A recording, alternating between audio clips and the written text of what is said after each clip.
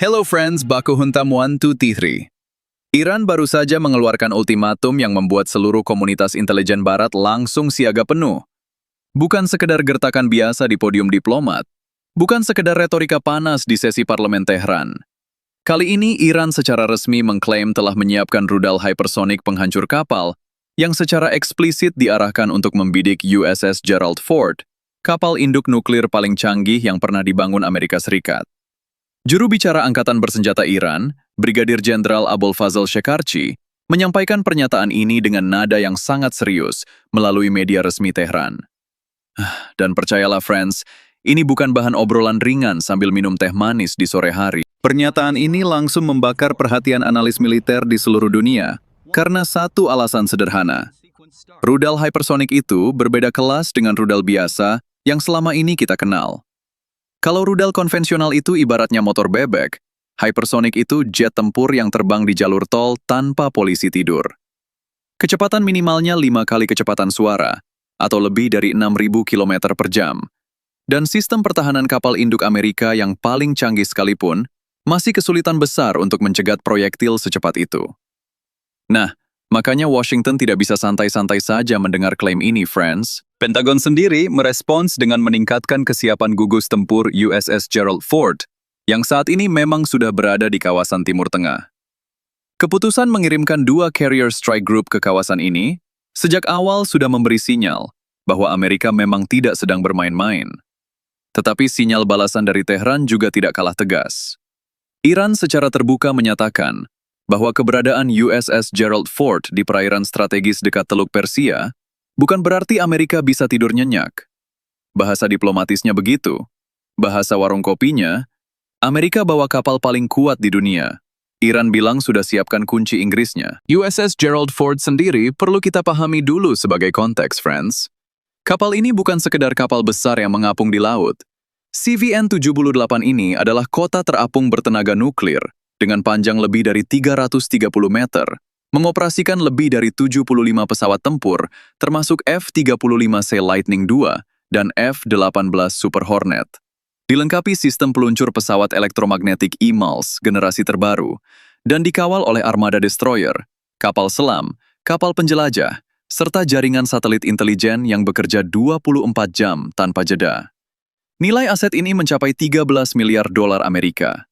Dan Iran bilang, sudah siapkan rudal untuk menyapa kapal ini. Wah, salam hangat sekali dari Tehran ya. Sekarang kita bicara soal rudal hypersonik Iran, yang diklaim menjadi senjata utama dalam ultimatum ini. Nama yang paling sering disebut adalah Fatah. Fatah dalam bahasa Arab berarti penakluk, dan Iran meluncurkan rudal ini secara resmi pada Juni 2023 di hadapan Presiden Ebrahim Raisi dengan penuh kebanggaan nasional. Fatah diklaim memiliki kecepatan antara Mach 13 hingga Mach 15. Artinya, antara 15.000 hingga 18.000 km per jam pada fase terminal. Jangkauannya diklaim mencapai 1.400 km. Kalau klaim ini benar, friends, artinya Iran bisa meluncurkan rudal ini dari daratan dalam negerinya sendiri dan masih bisa menjangkau posisi USS Gerald Ford di Laut Arab bagian utara. Ngeri-ngeri sedap memang barang ini. Yang membuat Fatah lebih berbahaya secara teoritis bukan hanya kecepatannya. Rudal ini menggunakan hulu ledak yang bisa bermanuver pada fase terminal penerbangannya. Artinya, lintasan terbangnya tidak bisa diprediksi secara akurat oleh sistem intersepsi musuh.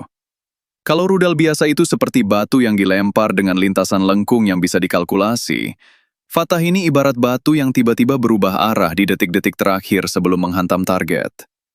Sistem Phalanx CIWS dan SM-6 milik Amerika yang biasa jadi andalan pertahanan kapal induk pun harus bekerja ekstra keras menghadapi ancaman seperti ini. Iran tidak hanya mengandalkan Fatah seorang diri dalam skenario ini, friends. Doktrin militer Tehran memang dirancang untuk menghajar dari berbagai penjuru secara bersamaan. Sambil Fatah meluncur dari darat, rudal jelajah anti kapal Nor dan Kadir tetap siaga di garis pantai. Kapal-kapal cepat bersenjata rudal Korps Garda Revolusi Iran tersebar di perairan Teluk Persia. Drone kamikaze jarak jauh bersiap membanjiri sistem pertahanan udara lawan. Dan ranjau laut sudah pasti menjadi kartu as terakhir di Selat Hormuz jika situasi benar-benar meledak. Strategi ini dalam dunia militer dikenal sebagai saturasi pertahanan, yaitu membanjiri sistem intersepsi lawan dengan lebih banyak ancaman dari yang mampu mereka tangani sekaligus. Lumayan bikin pusing 7 keliling itu namanya. Namun kita juga harus jujur soal tantangan Iran dalam mengeksekusi klaim besar ini, friends. Mengklaim memiliki rudal hypersonic adalah satu hal. Membuktikannya dalam kondisi pertempuran nyata melawan sistem pertahanan berlapis gugus tempur Amerika adalah hal yang sama sekali berbeda. Amerika bukan negara yang duduk diam menunggu serangan. Intelijen satelit mereka sudah pasti memantau setiap pergerakan peluncur rudal mobile Iran sejak lama. Pesawat IE-18G Growler, yang merupakan pesawat perang elektronik paling canggih Amerika, mampu membutakan sistem pemandu rudal musuh sebelum rudal itu bahkan sempat berpikir untuk terbang.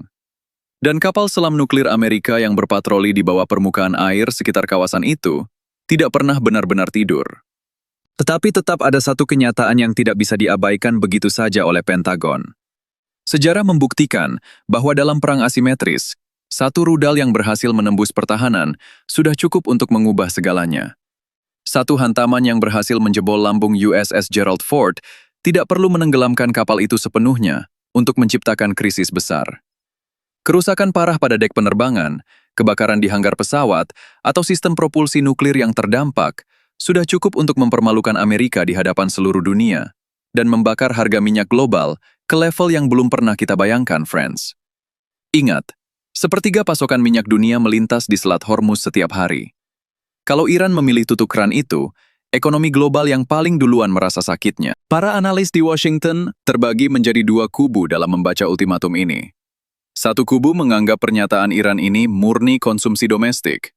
Cara Teheran menjaga semangat rakyatnya dan menunjukkan keteguhan kepada kelompok-kelompok proksi regionalnya di Irak, Yaman, Lebanon, dan Suriah. Kubu lain menganggap ini adalah sinyal strategis yang sangat serius, bahwa Iran benar-benar siap meningkatkan eskalasi jika Amerika mengambil tindakan militer langsung terhadap fasilitas nuklir Teheran dalam waktu dekat.